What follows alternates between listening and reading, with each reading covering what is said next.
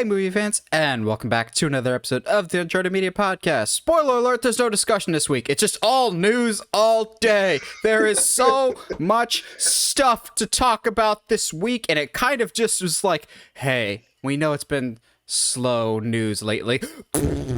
Here's all the news, and half of it coming from Paramount, who's going, please, we're still relevant. Please pay attention to us. We have turtle stuff. So that's what we're going to talk about today, is what would be in the discussion slot. We're just going to talk about everything Paramount decided to just blow out their butt this week with the Investors Day, which just like had a 1 day's notice of like, here's all the stuff that's on the future for Paramount. But in addition to that, we just have a ton of just movie news in general to talk about, and one late-breaking one that came out earlier today. This podcast will come out on Wednesday, which sucks because we're recording it on Super Tuesday. It'll never happen again, but that's kind of cool. Super Tuesday is what I'm going to call it, and I'm ashamed I didn't get tacos today because it would have been like Super Taco Tuesday. Ultimate. Yeah, that's the ultimate Tuesday right there, bro. It's just such a cool, like, it's my one of my brother's birthdays today, so like he's got like a Super Tuesday birthday. Like, that's just like, it doesn't get any better than that, man. Like, we really did, because I think last week we had to record a little earlier, and then all the Paramount stuff dropped, and we were like, come on. Because we were originally going to talk about video game movies with Uncharted coming out this weekend, which, you know, screw you, all of those people that said it was going to fail. Thank you, casual moviegoers that have never played the games whatsoever. I'm pretty sure you're the only reason the movie did well this weekend. We'll talk about it, I'm sure. But we were going to talk about that, and we're like, there's too much Paramount stuff here to just have it as an individual news topic. Yeah. So this is going to have to be a discussion thing. So we haven't done an all news all day episode in a while. But before we get into all the vast news, Josh, have you been watching anything this week? Yeah. And he forgets what? No. I legit, like, and that's what's funny is, like, because we have the Google Doc, and I legit, like, anytime I watch something, I put it in on the Google Doc so I won't forget, because, like, there's been several times where I've watched tons of stuff, and then just, we get to the podcast, and I'm like, nah, man, I didn't watch anything. I had a sad day last week, so I watched my cheer up movie in Treasure Planet. I was supposed to say Prisoners. Turned the surround sound all the way up, so only cried from the goosebumps from that opening scene. It's fine. I still need Disney to go back and remaster that in 4K, not for the picture quality, but for the sound design. I would love an Atmos mix for Treasure Planet because. But Treasure Planet's fantastic. That first yell, just like, yes, absolutely. I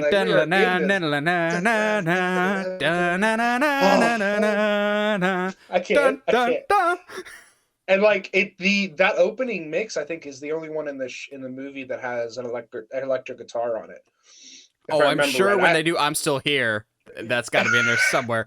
Yes, you gotta have your angsty early 2000s music. Yeah, but like at the same time, like Jim is so cool. Like I can't help but like want to be him, and I'm like twice his age. But yeah, I and also have been diving in hard thanks to Nathan on video essays on YouTube this past week. Namely from A Closer Look. I found a couple people.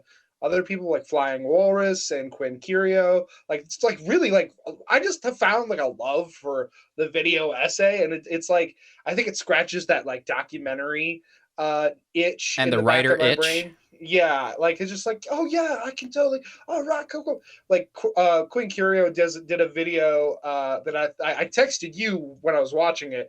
That's all about like, what's the point of slithering? Because like, and like has like a follow up video of like what's wrong with Draco, and that like he's supposed to be a villain but is literally does nothing the entire series basically. So yeah, it's just, and it did nothing but fuel my hatred for Snape more, and which is also, I just finished Goblet of Fire actually, like this morning. What I will always say is the best book. I like the back third.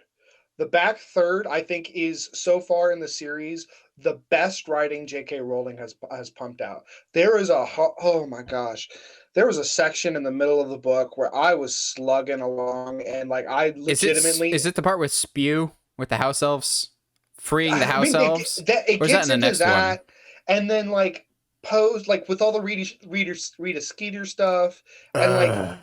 like it's one of those like I get it, it's lore, it's world building, but I don't She's want to just the hear. worst.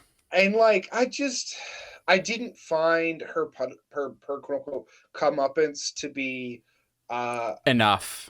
enough. Yeah, like it was whatever, dude. So what? Like you're gonna blackmail this reporter, even though she's now gonna be in a position to where the ministry will force her to not write crap. I don't know, dude. It's here's the thing, and I'm really hoping that this starts to kind of change in the next couple books. But I watched because of a closer look. Um, watched his like breakdown of why the Fantastic Beasts series doesn't work, They're and bad. I mean at the end of the day it comes down to structure and there's no rising action, blah blah blah, and like the more I read, the more those issues are already prominent in the book. I Yeah. mean, just look, you don't have to look any farther than like Chamber of Secrets, where there's that whole random dragon subplot in the back third of the book, Oh. right before they get into like the actual chamber stuff. And it was like, what? There's no reason for this to be here. Stop. Actually, no, there is. If I remember my Harry Potter correctly, the dragon that they basically send away in the second one is the same dragon they ride in the seventh one when they break out of Gringotts. I think. It might. I don't think it's the same species as the thing because I could have. I It's mean, a Norwegian Ridgeback, obviously. We can remember that. yeah, but I don't think it's the same because I at one point thought it was the same dragon that he has to end up fighting in Goblet of Fire, but that's not. That's a It's Hungarian not. horntail. Yeah, yeah. So we'll see. But at the same time, like even that, it's not needed in that section of the story. But yeah, she has a tendency to ramble and it's driving me crazy.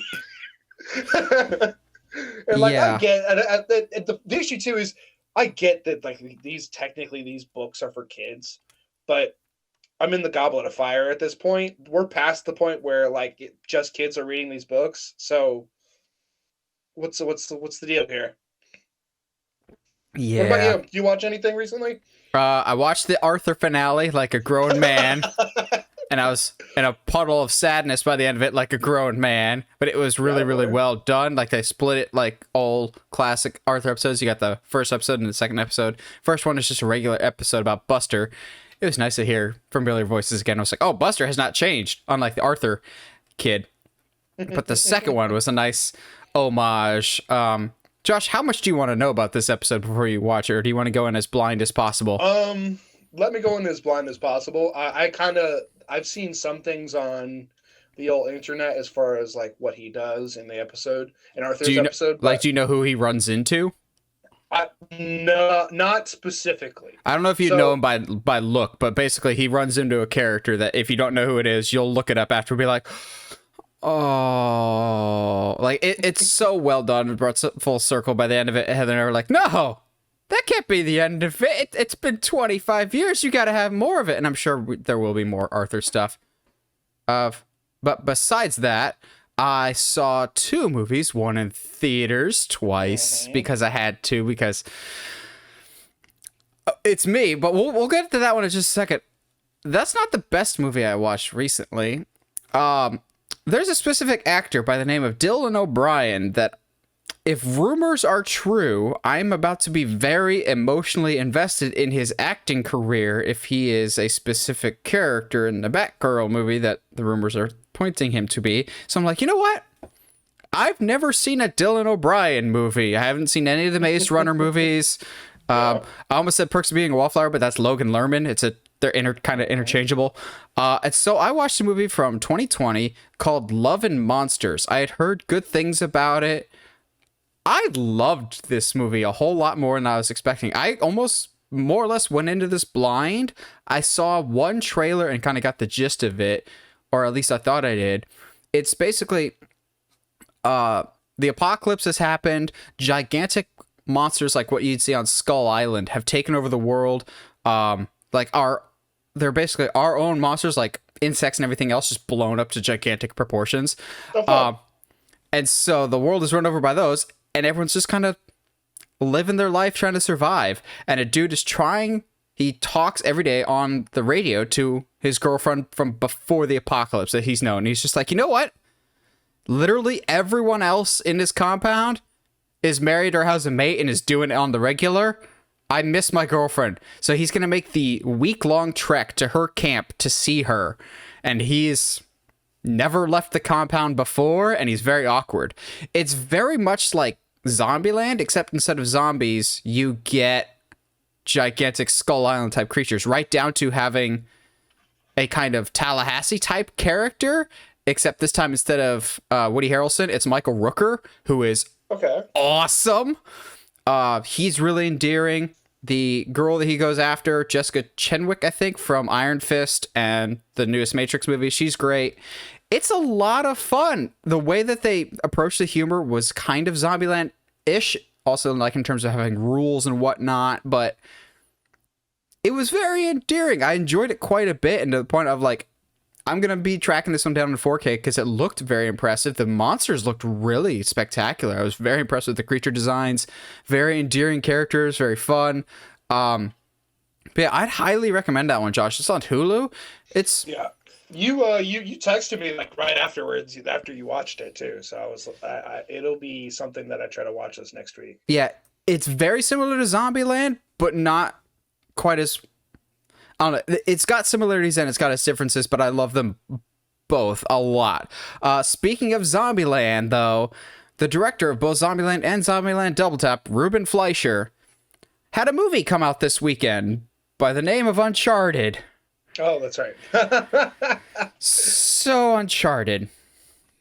I saw it twice this weekend. I saw it opening night and I saw it again on Sunday. I did like it significantly more the second time around, but the issues that I had with the movie the first time didn't just go away the second time. I just kind of went into it knowing, okay, these are the problems I'm going to have with it. I kind of live with it. Tom Holland is spectacular. All those people that doubted it, it's just like, no, he is a good actor. He's not just being Peter Parker. Yeah. However, I will always own up to it when I'm wrong. I tried to defend the casting of Mark Wahlberg. I was like, maybe it'll be great. Maybe it'll surprise us. He's not Sully. It's just Mark Wahlberg being Mark Wahlberg. Like, yeah, that sounded right. If they're going for a Mark Wahlberg type character, would have been great. But he's not Sully. None of the characters have chemistry with each other at all. Like, there's some good performances. The girl that plays Chloe is spot on to the game. She's so accurate. However, no one really has chemistry. Like, Nate has no chemistry whatsoever with Sully. Sully has no chemistry with Chloe or Braddock. The villains kind of suck. But my big issue, and I talked about this in my full-length review, which is up on the channel now for you guys that you want to know my more in-depth thoughts of the Uncharted movie. The music was awful. Like, I hated the music, like, actively. And I noticed it more the second time around. Anybody that has the slightest knowledge of video games will know the Uncharted theme of dun dun dun na na. That only plays for about 10 seconds in the entire movie when he like finally puts on the gun straps in the finale. Mm-hmm. But for the rest of the movie, they're really trying to cram this new theme down your throat of like, no, you will like this new theme, even though it has nothing thematically sounding like the original song. And I know some people are like, well, it's his origin. He's supposed to have different music. Yes, but that's not how music theory works. You can have different music so long as it still has some of the core elements and stylistic nature to the original music. Like when you listen to John Williams' take on the Obi-Wan theme, it has a little bit of the Force theme. Yoda's theme has a little bit of the Force theme in it, but it's doing its own thing. That's not the case for the Uncharted music. It's by the same guy that did Pacific Rim. The music has much more in common with Pacific Rim than it does with Uncharted.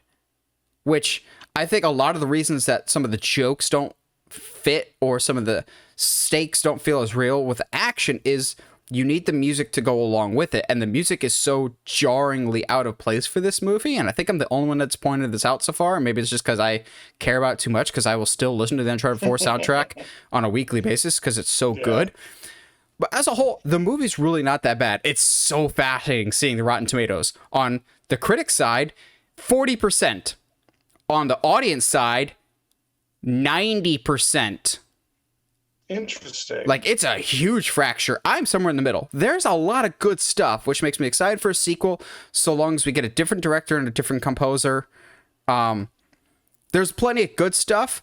Didn't need it to be a perfect movie, and I just needed it to be fun, and that's essentially what I got out of this Uncharted movie. So at the end of the day, I'm happy. It's not the best movie in the world. I didn't think it would be. Yeah. But there's room for improvement, specifically with the editing and with the music, more than anything.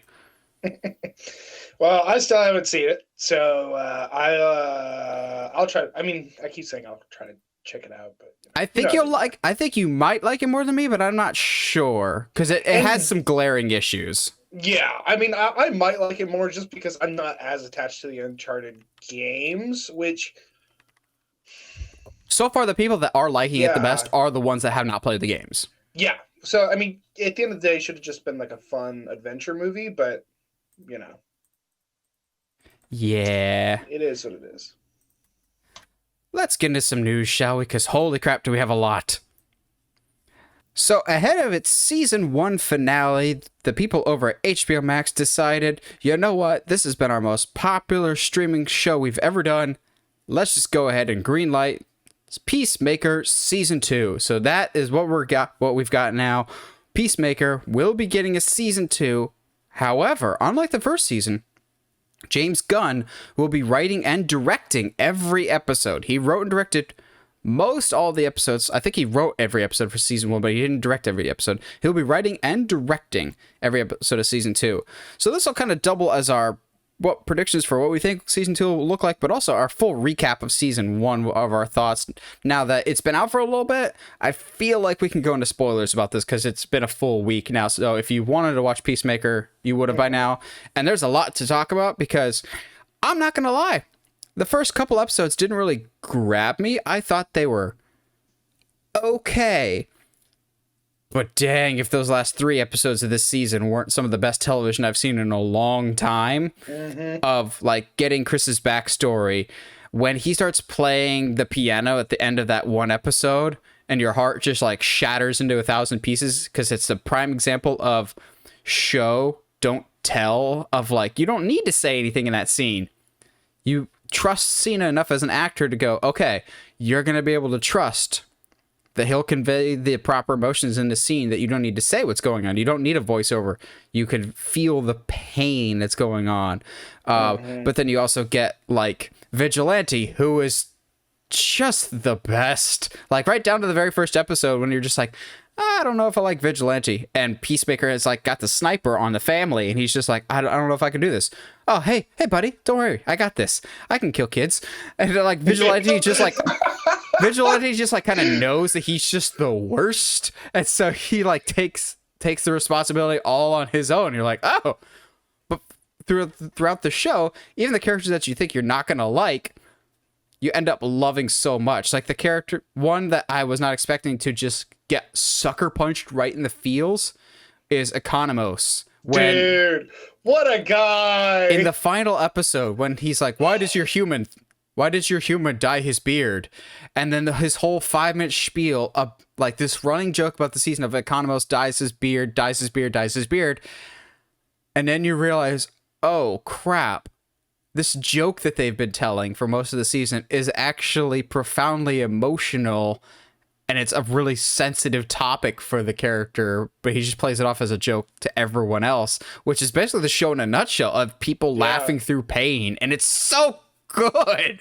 It is so good. And I mean, I still don't think I can call this show a masterpiece. There's definitely some issues I have, at least in those first couple episodes, but like in some ways I can't fault those first 2 episodes either, because they have a lot to set up in those, and that rightfully so. They gave us those first 2 episodes upon launch, and I'm glad they did. I think you and I both said, I'm glad that they did, because if I had just seen the first episode, I don't know if I would have been hooked.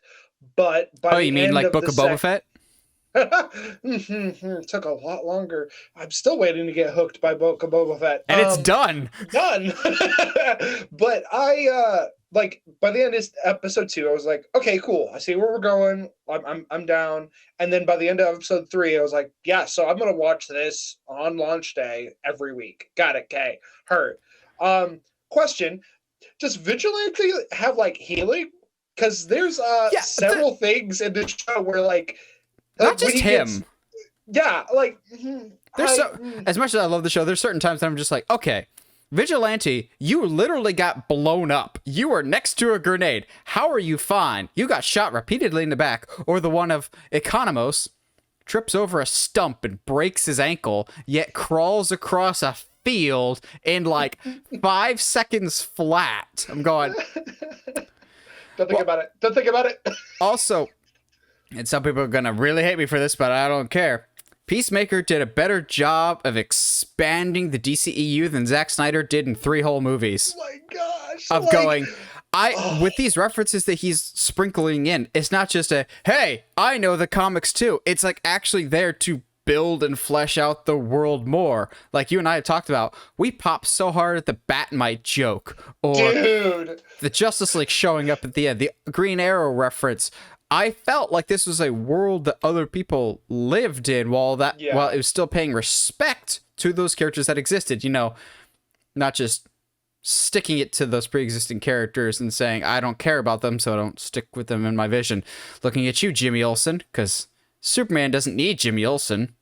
No, he doesn't. And like, you know, Batman doesn't need to have a brain and be super smart or anything like that. Like he just punches people. That's his thing. Punches people to death. Yes. And again, but to just add to this topic that Peacemaker has done more to expand the lore of the DCEU than Zack Snyder has done in 3 movies. His whole rant about why Batman has a whole rogues gallery. It's just like beautiful. Chef's kiss. And like there's so much to love about this show, honestly. And like I'm gonna understand it is definitely not for everybody. There's loads of cursing, loads of blood. There's a lot of obscene jokes and references. But gosh, it is like John Cena is great. We all kind of knew that he was going to be a fun actor, but he has leaned into his typecasting in a way that is so special and makes you want to see that specific character more. I will be the first to admit that I was super surprised when Chris actually kills his father. And I legit shoots him. No monologue or anything. Nothing. Just middle of the guy's statement, of his dad's statement too. And he was like, boom. But like the thing that got me was I was shocked that he actually did it. But then he immediately, like not in 5 minutes, another scene when they get back to the base. Right then you see the emotional ramifications for Chris. I was just like, God, dude. And then better yet, last 3 episodes. And then better yet, his dad didn't disappear. He's clearly still there to mentally traumatize his kid. I'm going, not fantastic, but fantastic that this isn't going to be something that's just glossed over. It's not something that's just an easy switch. All these characters are broken, have their own issues. It's going to take time to heal them, which, testament to his dad, I thought it was insane that the most afraid and uncomfortable that I was the entire time was nothing to do with aliens or the violence. It was, oh God, you have Nazis on your tail. I'm very uncomfortable now, because it's like that. It's that depth of realism now of going, this is how you bring in real world conflict. But okay, can we talk about how good, I don't want to praise bad guys, but how good White Dragon's suit looked? Dragon, like I didn't really know about White Dragon before the comics. Before this, I look him up and going, it's hard to be more comic accurate than that. Like, I think James Gunn, whenever he has these characters, is just like, okay, how can I make these as most accurate to the comic as humanly possible? Like, Peacemaker is scary accurate. Vigilante is terrifyingly accurate from a costume perspective. So is White Dragon. Like, and Polka Dot Man, pretty spot on there. Like, so Mr. Mixelpidlick Wen with the purple and orange tights and a very small body. King? Condiment King? Okay, Let's go, baby. Speaking of Condiment King, what do you hope to see in Peacemaker Season 2? There we go. All right, cool. So it'll be interesting because I don't think the butterfly threat is over. Especially with Goff still technically being alive. Obviously, like, this is like hardcore spoilers, but like it's been a week, guys. But at the same time, I kind of hope that we get away from the butterflies. As cool as it was, I don't think there's anywhere else to go until you're like, unless you're gonna go and we're gonna destroy the Death Star again. Like, you can't really, like, I would prefer if they didn't. It'd be very interesting if Chris goes to the house and finds out his brother's actually alive, and turns out that it's Sportsmaster, but that's just a dream of mine. But that could be really cool. I want more Economos. I don't know what it is about him. Like, he's not a superhero. He's legitimately just a normal dude. He kind of reminds me of you. Yeah, a little bit. But like, just like, even like the moment like where he like looks at Hardcourt at when they're in the van on the way to the final, like, it's time for rock and roll. There's always time for rock and roll. I killed a freaking bear. Killed a freaking gorilla with a chainsaw. I was like, yes. When that happened, I was like, Economos, you are my hero, man. I understand like all the ramifications here, but I am down. I think Judo Master's tie-in is going to be interesting. I think he's more important to the Butterflies plot than I think we're aware of. I don't know where we go with that, but it'd be interesting if maybe that's your connection. Maybe this is really just me trying to bring in Sportsmaster. I don't know. I don't think you're far off. I could absolutely see Sportsmaster. I could see Sportsmaster, Condiment King, the Clock King, maybe. Like, bring in all the really random, obscure characters that James Gunn really just loves so much. I don't know. Just more obscure references. Also, James Gunn has to be one of my favorite people out there, because there was a story before this show came out that they're like, Peacemaker will be used to introduce Bane into the DCEU. And James Gunn is like, the heck did you get that from? That's absolutely not the case. And so when season 2 got announced, the same freaking site was like, season 2 of Peacemaker will be when they introduce Dave Bautista as Bane in the DCEU. And James Gunn is like, are you kidding me? Just stop. Like, no. I'm going, I love when directors and actors just call out BS, because I hate sites that just run with it with no accountability. We got this covered. But no Bane. Just the Rita Skeeters of the real world. Which, sorry, I gotta go. How much of a missed opportunity was it that she was an Animungus as a beetle and not a mosquito? Like, come on, that would have just that joke's right there. It writes itself. Like, it's a little too obvious, I think.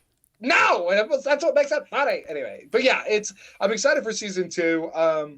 I can totally see. Honestly, I wouldn't be surprised if Green Arrow shows up. That I can totally see. I said it. I was mad that it didn't happen. Yeah. I will say it'll be interesting to see the fallout of Amanda Waller being called out on national television. I don't think there will be a Suicide Squad. Yeah, and I'm kind of okay with that. That's super interesting to me. Yeah, Warner Brothers isn't making a Suicide Squad again anytime soon after both of them flopped. Yeah. So, this next news topic's a little weird. Not bad, just a little bizarre, and I don't know what to fully make of it. Stranger Things is finally coming! in 2 parts for season 4. Okay. And then it's like what, May, I believe? We're going to get the first part in May and I think the second part in July or something like that for season 4. They're splitting up season 4, which I'll talk about why I think that's the case in a little bit here. And then they also announced that season 5 will be the final season. So season 4 of Stranger Things will kind of be leading up to the big epic finale. They didn't outright state it, but they also were like, yeah, Hopper's alive. We're like, yeah, we know. You spoiled that surprise for us already. I think it's an obvious twist, too. It's not like they tried to hide it. Like, yeah, like, shut up. I think they're splitting up season 4. They will claim, well, it's because they're longer episodes and we've got more episodes. So we're going to have more than 10 episodes this season, I'm assuming, and they're longer. I'm calling BS on that. I think it's Netflix slowly tipping their toes into weekly release like HBO does, like Disney does, because they already tried it in a very, very small sample size last year with the Fear Street trilogy, with 3 separate movies releasing in 3 weeks, with Fear Street 1991, I think, 1978, and then 1666. Those are fine, but they tried that weekly release. And over the past few years, we've seen with streaming analytics and data that shows that have weaker releases retain their audiences better. Like the thing with Stranger Things is every single time the social media world blows up whenever there's a trailer or poster of like, it's like, yeah, because you forgot it existed for a while because you watched it, loved it, got excited for next season, and then moved on. Then moved on because it's been years since season 3, and it didn't like if they built it over, like as much as we make fun of Book of Boba Fett, that lasted for several weeks to get people's hype up to the point that when the finale finally aired, that had huge numbers. And I think Netflix would be smart to adopt something similar. So I wouldn't be surprised if this is a test run for that. I know Netflix kind of caters more to the binging age demographic, but they can't keep affording to drop stuff and then lose the hype within 2 weeks or so. You need to keep building that with Netflix, and especially with Stranger Things. This is your bread and butter. Like, this has to be something. I wouldn't be surprised for the final season, for season 5, if that is a weekly release. And I think they're splitting into 2 parts because it's a test run for that. So they can get this initial first wave of popularity with Stranger Things, then a second wave, then whenever season 5 comes out, in 2030 at the rate we're going. We didn't get a lot of other information besides that. They just said that there were longer episodes, more visual effects around this time. Josh, what are you expecting for season 4? And now that we know it's the beginning of the end, in the words of Weezer. I'm not sure, because there's kind of been like a main baddie threading through all of them, but like not really at the same time, because season 3 was like literally all the Russians. And so what, are we just going to go heavy on the Russian stuff for 3 seasons? And not that I have anything wrong with it, but it is, and I understand it's, the time, like for those time periods that they're in, that's was the big thing. And I understand, but trying to do that now feels a little weird and like, oh, okay, cool. So we're going back to an old trope. Got it. Okay. Even though that is what they're doing, but that's not what they're doing. It's just interesting. So I don't know what to expect. I agree though that I think this is Netflix dipping their toes into weekly releases, and honestly I don't hate that. They should have done it long ago. They should. As much as I was someone who was a part of the binge culture, and like to its credit, it does work. You instantly were like, oh, cool. I get I'm on the edge of my seat for this episode. I can just press play and watch the next one. Awesome. At the same time, as much as I did not like Book of Boba Fett, those last 3 episodes, because of how they built, I was like, okay, I'm gonna tune in that next week. Absolutely. So I can totally see them going that direction. I mean, it means that they could do what Disney does and have actual commercials for their shows and be like, hey, catch it on Netflix catch this on Netflix this week. It drops at this time on this day. They That can assumes they actually would actually ever market their own stuff. but agree. But at least there's that opportunity there whereas for opportunity to market for multiple weeks, whereas before it's like, hey, season 2 of Stranger Things drops on this day, and then that's it. Like, you don't get anything else. So like it's an opportunity, hopefully, to see Netflix grow in some way. Maybe if they grow a little bit more, we can finally get those Magic Treehouse and Redwall series that they quote unquote purchased. No, And, Netflix cares whatever. about acquiring IPs just so no one else can use them. They're like the Dragon Smog. They just collect, but never actually use. I They're wouldn't the be surprised. WWE of movie studios. Well, especially when there's a big name that apparently is going to WWE that makes all of us just go, "Say what now?" I don't just as a side note, I don't think that's true, but yeah, I don't know. I wouldn't be surprised if he does because of some weird stories that we're hearing about the roads not taken. But Anyway. I wouldn't be surprised, and I feel like they've said this before, that we will be getting Stranger Things spin-offs. It's a world that's primed enough for interesting storytelling possibilities of maybe there's some other weird things that the lab discovered. My only concern is the only immediate thought I have for a spin-off show is one that I absolutely do not want, because it felt like when we saw this, it was a test run for a spin-off show. And that was, I think it was season 2, that one episode with Eleven where she meets other teenagers like her, which was universally hated. Like, everyone's like, yeah, season 2 is good.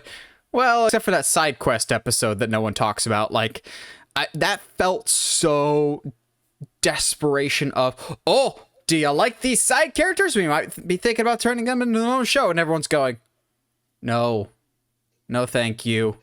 They're not interesting.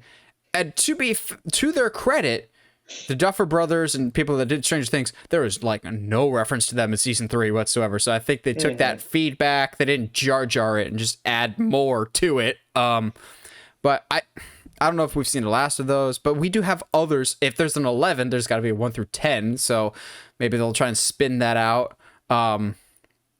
7, that weird Tim Burton one, is actually set in the Stranger Things universe and connect. It's the numbers verse.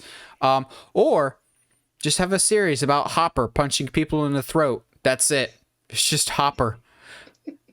It's just him. I don't hate it. I don't hate it because unfortunately. He's so charismatic. He's great. He's really great in that show. It's him. Maybe he gets possessed by a demon and the people start calling him Hellboy.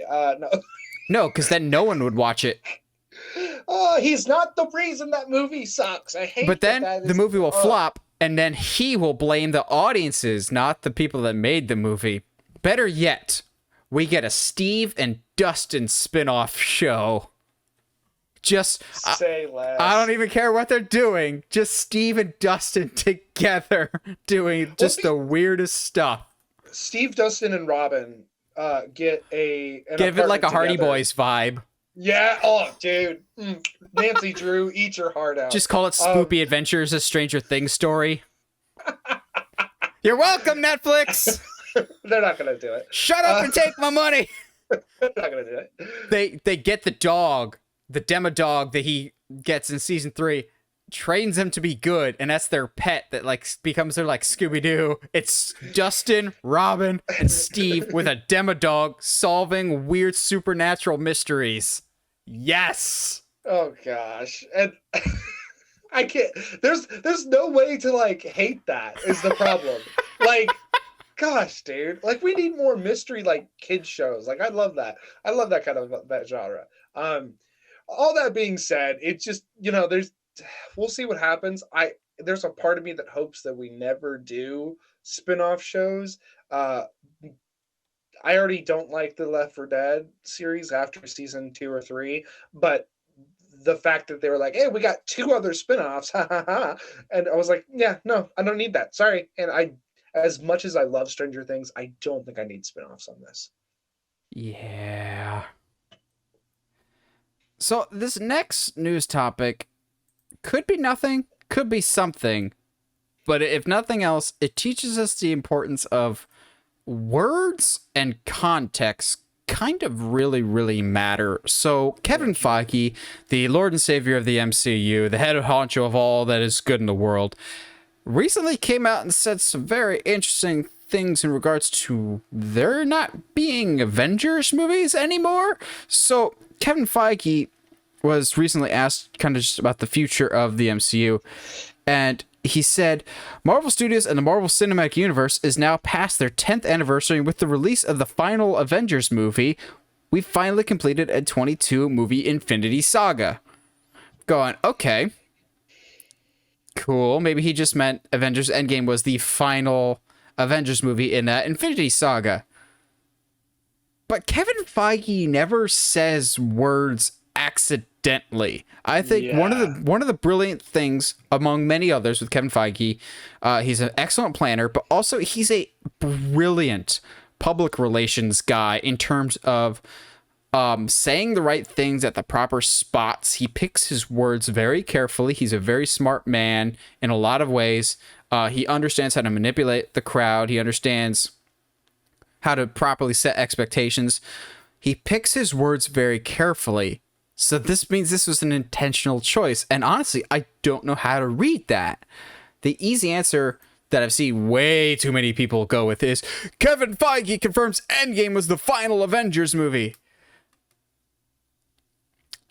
I don't think you can 100% rule that out, actually. I don't fully believe it, but at the same time, I can understand why people think that. I think he was more referring to Endgame being the final one of the Infinity Saga, but at the same time, it's weird to say this, but looking at the horizon of Marvel movies that we're getting soon, we may be past the need for Avengers movies. Like, Doctor Strange is about to blow everything up and introduce a whole multiverse. Like, if this introduces X-Men into the equation or introduces a multiverse into the equation, we might not need Avengers anymore. Like, we could still have teams. They might not be called the Avengers. We might have, like, the Avengers West Coast. I don't know. This is just weird, because if this was from anybody else, if this was from, like, an actor or even from the Russos themselves, I would be like, they just misspoke. But Kevin Feige doesn't misspeak, like, ever. He's very specific with his word choices, so I don't really know how to interpret this.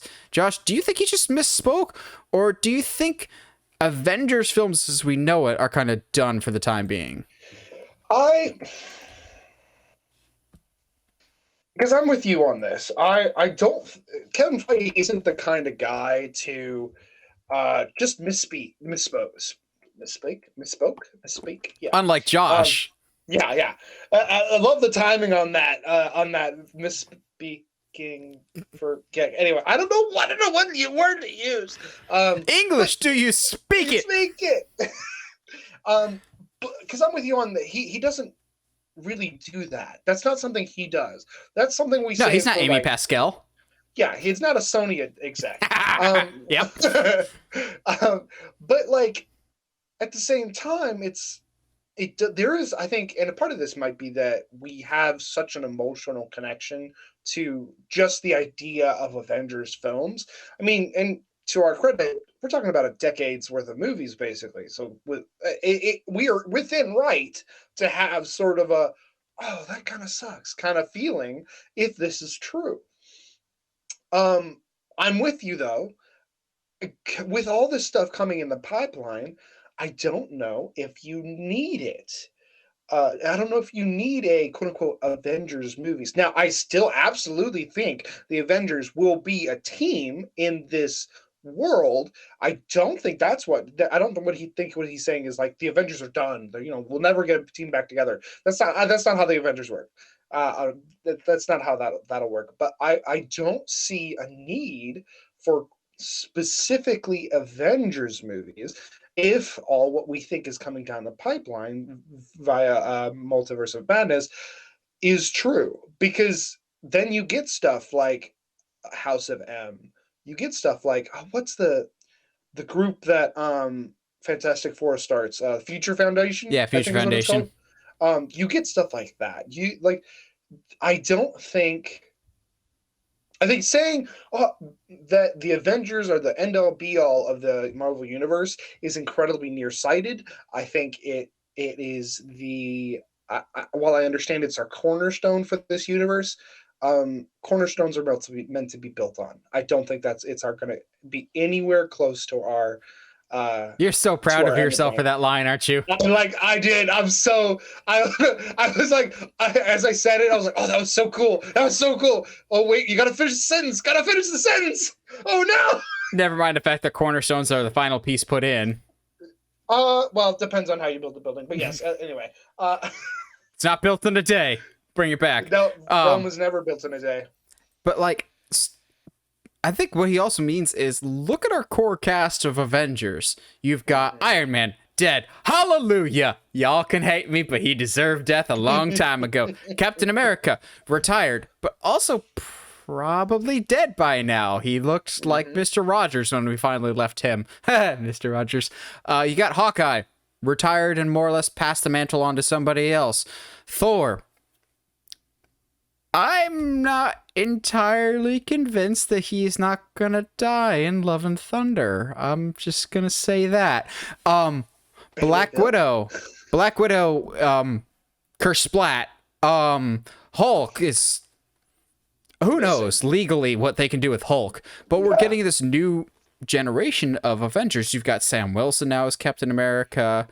Whatever's going to happen with Black Panther, Captain Marvel. Now that we think Spider-Man's sticking around for the long haul, thankfully, we're getting this new crop of people. So maybe he's referring to the core Avengers, and whatever this new team will be called will be something besides Avengers. And maybe when Thanos destroyed Avengers headquarters, it was more symbolic than we initially thought. I don't know. There's a lot of ways to interpret this. What I'm saying though is, clearly, it's Mephisto. That's what it is. When in doubt, hit the Staples easy button for Marvel fans of it's Mephisto. It's Mephisto pretending to be Kevin Feige, saying there's no more Avengers movies. That way, Marvel fans will make a deal and he'll finally show up. That's what it is. I got it. I got you. You ready for this? Okay. That's a good knuckle crack. Hey, thanks. Appreciate it. So, this isn't Kevin Feige. Right, this isn't the Kevin Feige that because Kevin Feige doesn't misspeak. It's Bevan Fagoli, but someone pretending to be Kevin Feige would misspeak. And I'm gonna wrap this into our next topic. I got this. Yeah.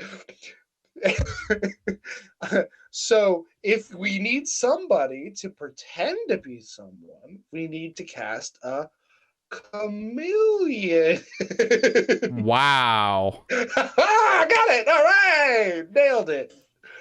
So what Josh is referring to in the stretch that hurts so much he's going to need Andrew Garfield to pop his back for him is that we have a Chameleon casting for our upcoming Kraven the Hunter movie starring the, I'm still going to say it, terribly miscast Aaron Taylor Johnson.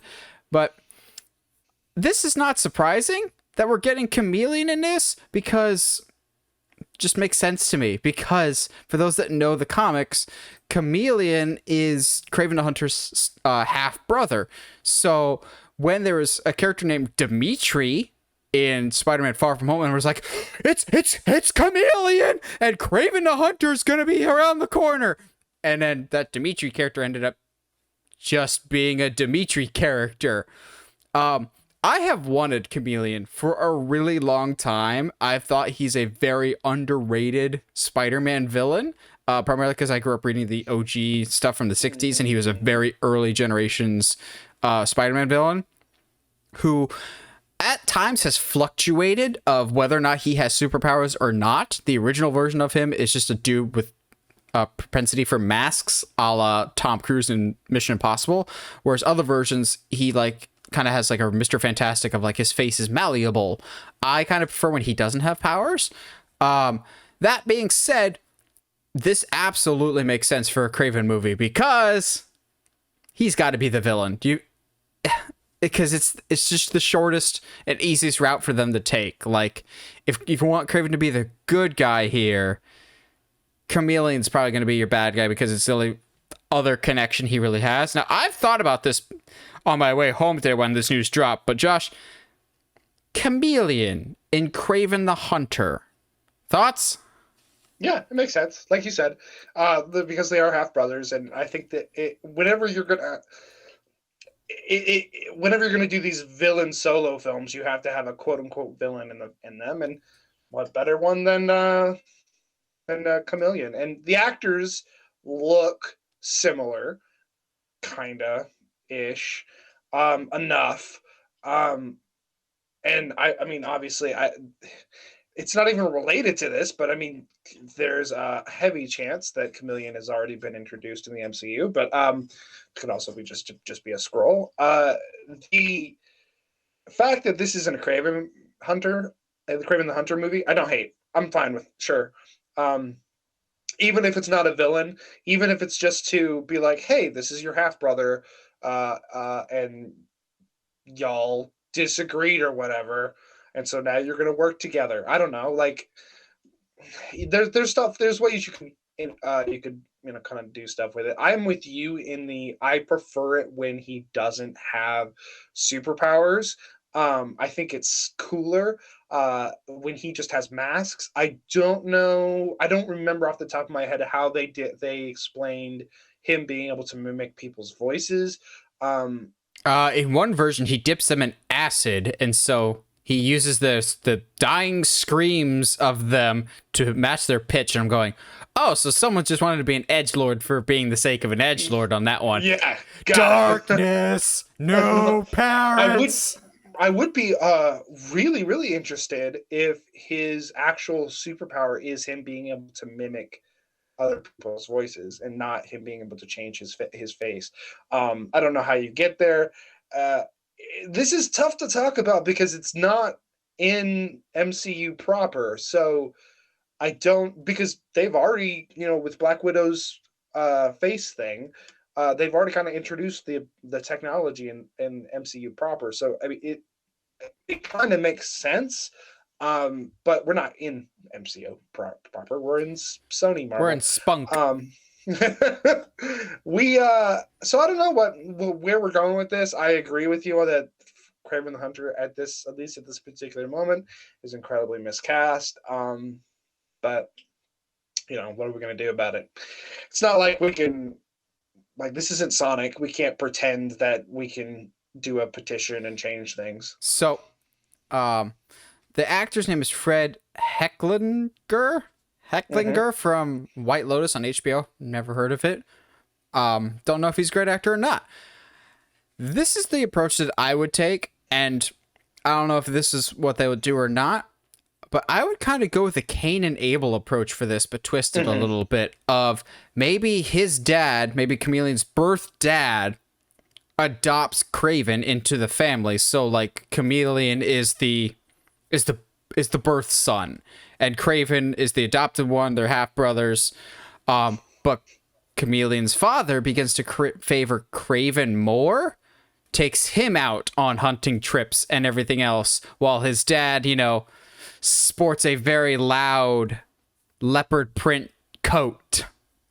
And so one day you get Chameleon murdering his own father, and Kraven goes on a hunt to kill his own brother in Chameleon for the death of his father. And that's where he would get the jacket from, of making a big game hunter. Of the hunt, his first hunt is his brother, a master of disguise, someone that can hide in the shadows. He can say something about how does a lion stalk its prey? It waits for its prey to poke its head up, type of thing. I don't know, something along those lines of how do you catch something that disguises itself? And then it's like, well, this is how the animals do it in the wild. This is how I plan to track down my brother, type of thing. Because that's just, I think the easiest route to go is just have the brother kill the dad, revenge mission. Or In the comics, Chameleon is the one that introduces Kraven to Spider-Man and tells him, hey, there's this web slinger. You should try and kill him. He's the best at what he does. So what I'm saying is it should have been Andrew Garfield as Chameleon. I hate you. I hate you for that. I hate you for that. I don't hate it. I don't hate that idea. Because Andrew Garfield is a chameleon of an actor. Yeah, he's fantastic, and I don't hate that idea. But it's we're just basically like I can't say it because I want this to be the thing that's happening in Andrew Garfield's Spider-Man's world. But yeah, I don't know where they're going with this. I feel like this is harder to do than Morbius. And I don't know why. I think Morbius is easier to tell a conflicted, torn story than Kraven, who just wants to murder things. Yeah. Well, speaking completely on the opposite end of the spectrum of murdering things, our last news topic today features the exact opposite of murder. It features wonders. And by that I mean the Wonder Twins. The Wonder Twins, the running butt of jokes of the comic book world since their inception, are getting an HBO Max movie, and I couldn't be happier. So, and I mean this with full sincerity, this is so stupid that it could work. Like, for those that don't know, the Wonder Twins are a pair of twins that when they bump fists and go Wonder Twin powers activate, they speak their power into existence. However, only one of them is useful because one of them could change into any animal that exists. The other can change into any body of water. So it'll be like, Wonder Twin powers activate! Form of a mountain lion! Form of a bucket of water! And you're just like, so cool. And I kind of really love this idea if and only if we take a Deadpool / Family Guy approach to this of like, I would love it if it's the Wonder Twins and the girl that has all the powers is like a super celebrity. Like she's on the cover of all the magazines. Everyone wants to hang out with her. And the brother is just a drunk a-hole because he's just like, you get the cool powers. You could turn into monsters. People love you. You get all the fame. I'm a bucket of water. I don't do anything special. But you need me. You need me. Because honestly, she can't transform without him. So I think that could be a fun dynamic of he's just why? Why am I here? Because it's such a stupid concept. But have fun with it because it's such a stupid concept. Also, they have a blue monkey. So that's a win right there. Maybe get Dennis Hopper to cameo. Monkey. I can totally see that because like, well, what happens when your sister is special and the only thing that makes you special is actually kind of useless? Oh, so Encanto. I don't want to call out. Hold on, I need to watch it like a couple more times before I actually have like a real opinion. But like, and I don't want to go down that road. Because as Encanto is great. It's very pretty. I actually really like the music in it. The characters. But you literally described it Encanto of siblings with powers and you're not special. Like, I don't understand how the conclusion is, and your superpowers were, in the case that the family fell apart, you could bring us together. So couldn't I do that with powers? No, you couldn't. No, you couldn't. Sorry. And by the way, you still don't get a door in the house. Sorry, that's not a thing in the house. Anyway, to the Wonder Twins, I feel like that's almost the only dynamic you can do in that. And partially because the only time we've seen them on screen is in the Justice Friends? Super Friends show, and they were not the only thing that was ridiculous about that show. So to their credit, they don't really have a good track record. And we all laughed at the idea of Aquaman coming to a live action theater venue, and now I can't imagine the superhero world without him. So I don't know, man. It could be interesting. I kind of want James Gunn to direct this. Some people were suggesting James Gunn's idea to just have James Gunn do it, because imagine, so it doesn't have to be a bucket of water. It's just fills up something with water. The brother's form is liquid. So imagine he becomes a full room of liquid and drowns people, and like blood vessels pop out or whatever else. Or heaven forbid, he's on a mission somewhere as a glass of water and some drunk person drinks him. What happens then? I have questions now. Like does he become pee? Like, no. It's like I'm not see, like that's what I imagine is, obviously the Super Friends are going to take like the as cheesy and family friendly version of these powers as possible.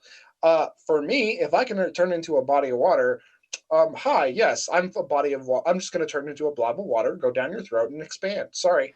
Bye. No. If I was a body of water, you know what I would do? I would just wave. I hate it. I hate it. I don't want it to happen. Oh, so you're a little salty? Wonder Twins powers activate, form of friend killer. Which, it has to be done with Wonder Twins. I'm still kind of mad that they never showed up in Injustice, because there's this like fake artwork that even got retweeted by Ed Boon, that they're just like, it showed the two fists colliding with the purple, that you're just like, are Wonder Twins gonna be in Injustice? And they're just like, nah, we're just dicking around with you. We're going, why? That would be so much fun. You could play as the girl and literally just throw buckets of water at the other person. Just spam water. The ice climbers of Injustice.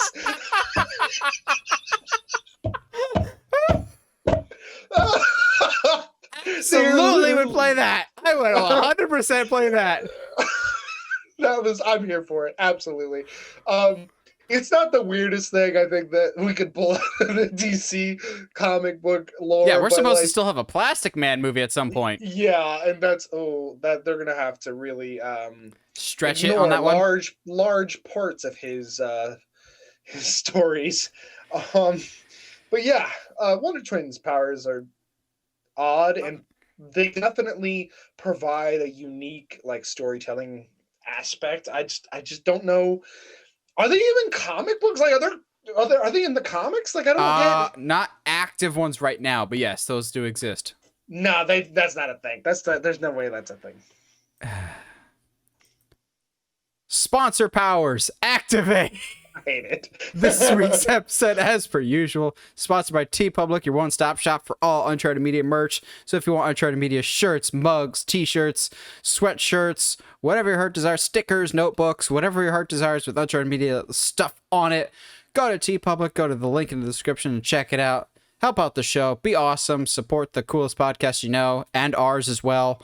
Whatever podcast that may be.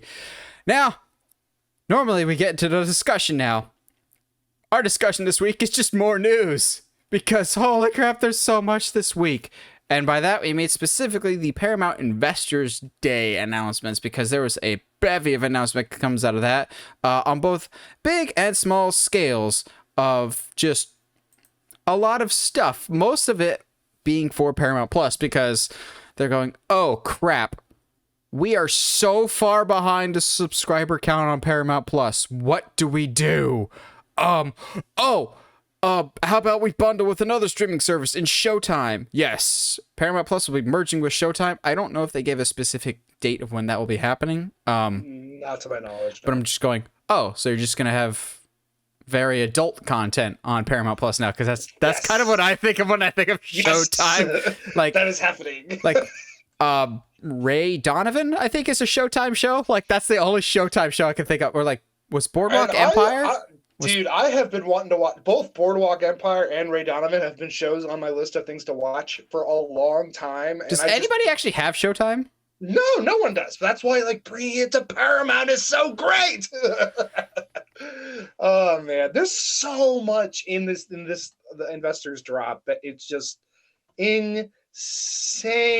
And obviously, the most important news coming out of it was Blue's Clues Big Adventure. Like, Dude, don't talk bad. I'm not. I'm like, that was genuinely the piece of news that I'm just like, low key kind of excited. I was actually kind of pissed that more places weren't picking up on it. They're just like, yeah, Star Trek. I'm going, no, Spider-Man No Way Home of the Blue's Clues universe, please show some respect. So we'll get to that. Imagine. Yeah, we'll get to it. You want to go down? You have a list in front of you, or yes, I do. It's in the notes. Yes. So yeah, it's being bundled with Showtime because something that not a lot of people have mixed with something else that not a lot of people have means a medium amount of people will have it, I guess. They'll still be behind HBO Max. I hope you're proud. Which, speaking of streaming, it's not a full news topic, but apparently having the Olympics on Peacock did not help Peacock's numbers in the slightest. No, like, at all. And as someone that tried to watch it on Peacock, it was not well streamed. Shocker. Also, them trying to shove a commercial in any place they could was not helpful either. Yeah, Paramount. No, Peacock, I want to like you, but you've got a long way to go to fix your service.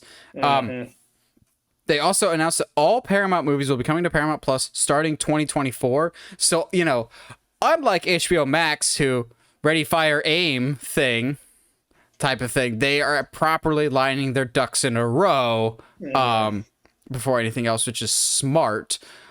I am still very much under the impression that Paramount will be bought out by somebody by that time period. I know Paramount's trying desperately to get their stuff in a row to be competitive in the streaming industry, but Apple is too, and Apple could easily buy you, Paramount. I hope not. I'm gonna be straight with you. If I have to get Apple Plus just to get all the content that's on Paramount, I legit will be kind of mad, because like and even as it is right now, it does not have a lot of content on it, but a good amount of it is really solid shows. Really solid, like it has Ninja Turtles, and that's all Josh cares about. No, but like there's and Last Airbender. All of the CSI shows, it's got like a lot of like there's a lot of good content on it. I mean, I understand there's not a lot of it in comparison to other streaming platforms, but I do think that the quality is a little higher than some of the other streaming platforms. Most importantly, it has Little Bear. That's all that matters. I don't see why that's it's not a competition. Little Bear's the best. Yeah. So what's interesting to me is that with the announcement that everything will go from the theater right to the streaming platform. Probably after 45 days or 30 days. Yeah, they're shrinking the window to 45 days. Which everyone's doing that, though. Everyone's doing that. It's a month and a half. And honestly, the Batman's going to be on HBO Max in May. What is? The Batman's going to be on HBO Max in May. Oh, that's right. They've already announced that it doesn't matter how well it does at the box office. It's going straight to HBO Max after 45 days. I'm going, that's stupid. You're shooting yourself in the foot there. A little bit. But then again, 45 days is a month and a half. And to its credit, Spider-Man's that's a long time. No, Spider-Man came in third at the box office this weekend. Still making money. Spider-Man made $8.8 million this weekend. So it's still making money in February. So 45 days is not a long time. But also, thankfully, Jason Clarke should be out of power within a few short months when Discovery takes over. One can only hope, because God, he's messed everything up. But getting back to Paramount, they were smart to go, okay, we're massively behind, but at the same time, we don't want to alienate talent. So we're going to put these moves in place now that everything will be on here by 2024. So you don't run into the Disney Plus or the HBO issue of going, okay, we've got all of our content.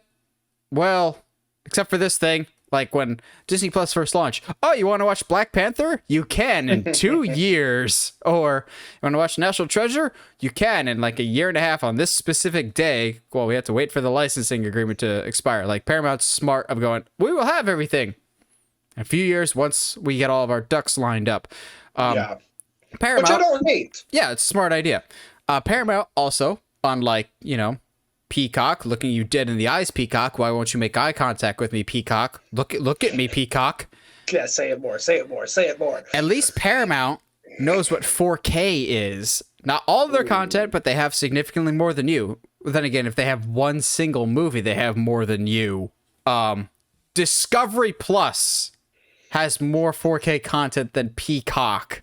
Discovery Plus, who doesn't need 4K at all. But Paramount at least understands, and I think they understand that that's going to be important going forward. Like, it still boggles my mind that Netflix and Disney Plus are the ones that really understand the importance of 4K and premium quality, picture quality and sound quality, whereas HBO Max is just going, y'all like HD, right? We're going... Honestly, at this point, I wouldn't be surprised if Paramount Plus has more HD content than HBO Max. Well, no, HBO Max, like, their default is HD, and I get that some places are reticent to put 4K on some of their streaming because it's easier to pirate that, but I'm going, yeah, but the stuff that you own the rights to, that you really aren't making the money off of the physical copies anymore, just why? Why? You promised us so much 4K on HBO Max, and there's still nothing. But Paramount at least has some stuff. Like, I believe A Quiet Place 2 is 4K, and there's some other ones. But let's start getting into the stuff that Josh will care about, I'm sure.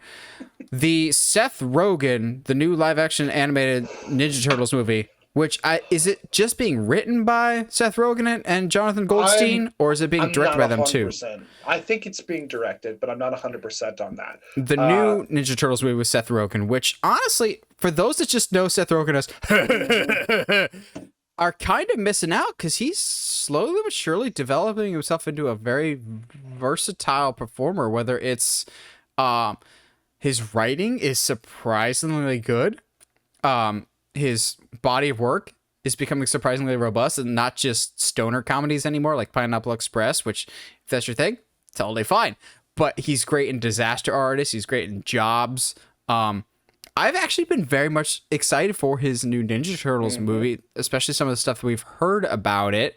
Now, that's getting a theatrical release next year.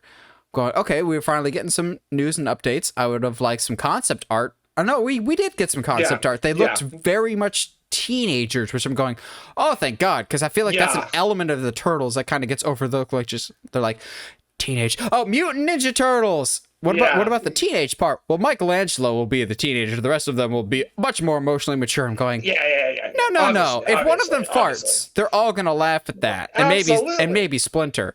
But while I'm excited for that, I actually kind of got more excited about some other Ninja Turtle stuff that they announced, and that is we'll be getting several animated movies set for Paramount Plus specifically, but these animated movies will follow the villains, and my mind immediately just goes, I care about none of that except for a Shredder movie, because, oh my God, just picture it. Shredder, Oroku Saki, falling in love with the love of his life, only to find that she has loved someone else that was his best friend, and to defend his honor, he challenges his friend, Master Yoshi, to a fight, inadvertently killing him, but in the process, gets scratched up by Yoshi's rat. What if this whole thing was a misunderstanding, and he's going, or, better yet, before he has a fight with Yoshi, he goes to confront the woman that he loves, and he accidentally kills her, and because we know he kills her, what if it wasn't intentional, and he has to fight Yoshi because Yoshi gets the wrong impression, and Shredder just goes down this path. That's also where you get Splinter coming into the equation. This isn't changing Turtles lore, it's just fleshing it out more. Shredder is the prime candidate for a spin-off movie because Shredder is the more well-rounded and interesting version of Boba Fett. He looks awesome. We don't need to know that much about him. We have a little bit, but he just looks cool, and we want more of him. Josh and I will still say the best version of Shredder is still the one from the 2003 series. That dude, terrifying. When he gets his head chopped off and he just picks it up and walks away, had nightmares about that for weeks, going, holy crap. It's scary, dude. But also, I wouldn't mind if it's not Shredder, a buddy cop movie with Rocksteady and Bebop only only if Sheamus can come back. I didn't love the Michael Bay ones, but God, give whoever cast Sheamus as Rocksteady a raise, because good God, he was a little too perfect for that. It was so good. It was, oh man. My man. I'm such a nerd. Like, I don't know. I'm not going to sit here and be like, I know everything about Turtles lore, blah, blah, blah. But I know a specific font when I see one. The main logo for the Teenage Mutant Ninja Turtles, but for this new series, is identical to the ID. Wow, I cannot talk today. The IWD. Oh God, the IWC, the Internet Wrestling Community. IDW series.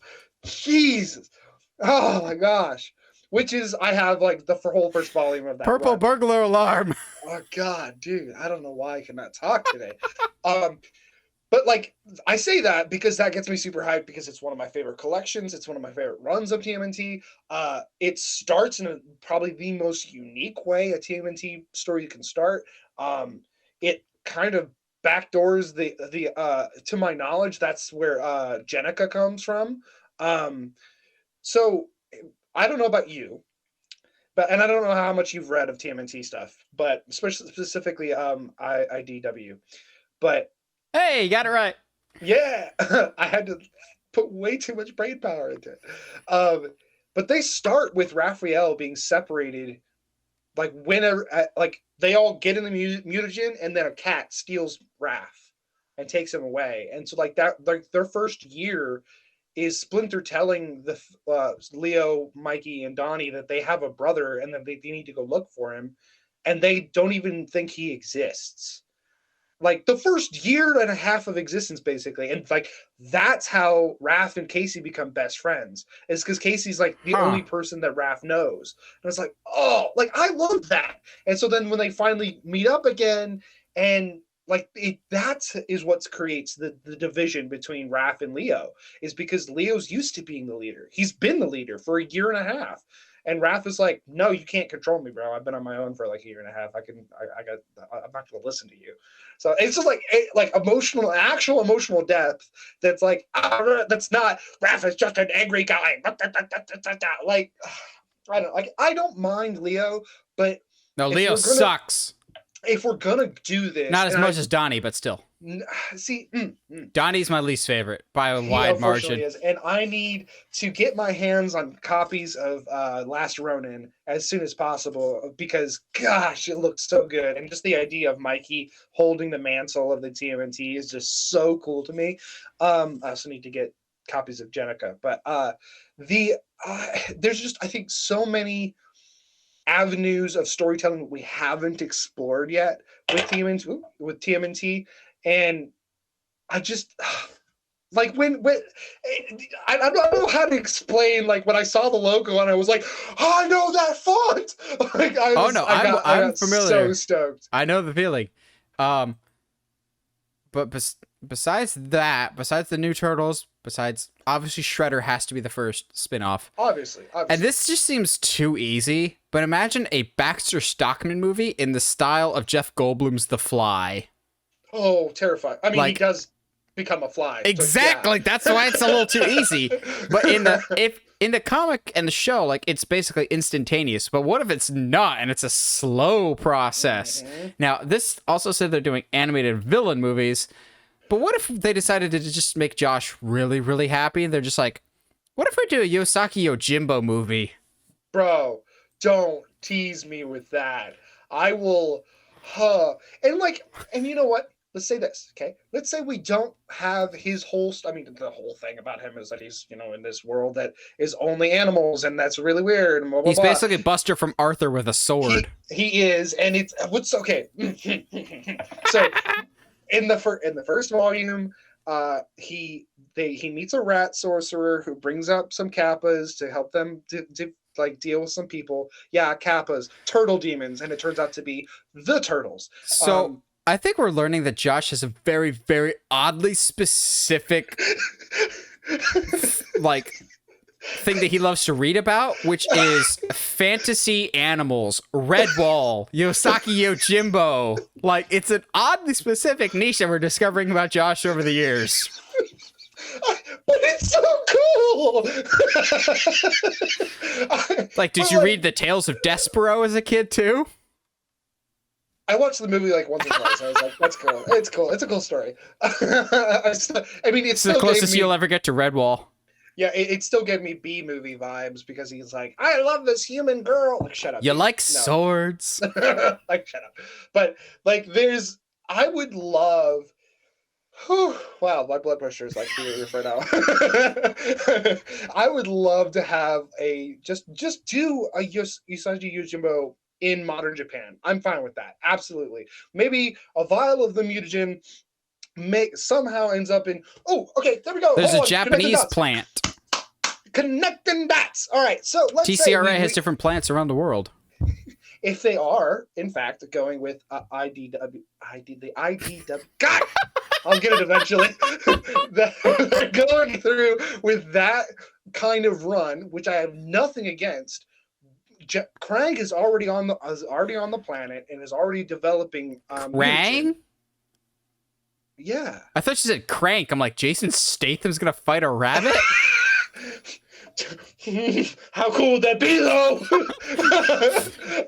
But he's already on the planet, and Splinter is operating from Japan, trying to get samples of the mutagen. How crazy would it be? I mean, I don't think it would be that far of a stretch to be like, well, he actually got a vial, but then his Foot Clans are idiots, and it fell on a rabbit, and now we have Usagi. Like, I don't see how that doesn't seem like a far offshoot to me, and I don't mind him just existing in Japan.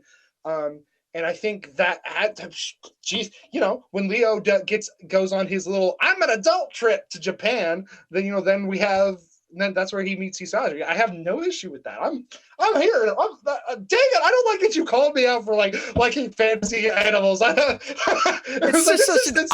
true and it hurts. It's so oddly specific. Like, yeah, it's just that's the niche there. Continuing on, Josh likes fantasy movies about animals. Sonic 3 got announced before Sonic 2 even. I'm so excited. You have no idea. So Amy's going to be in the third one.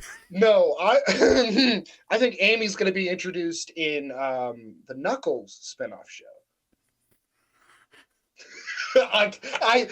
Okay, so y'all can't see the gesture that Nathan just did. Okay, but let's stay. Which also, yes, we're getting a Knuckles show. So we're getting a Knuckles show.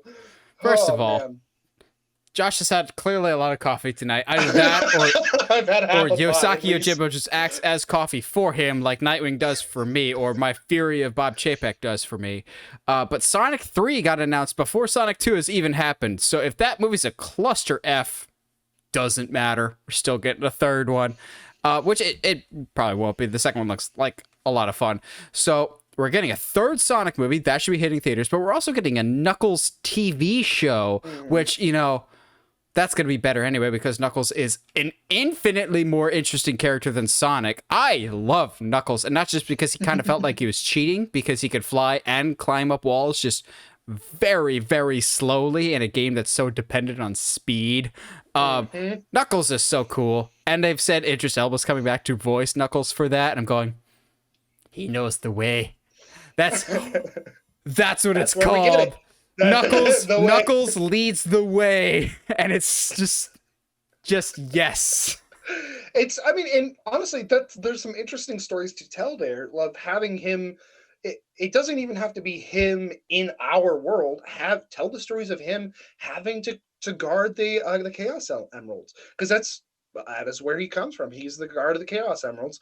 So it'd be interesting to just be in that world.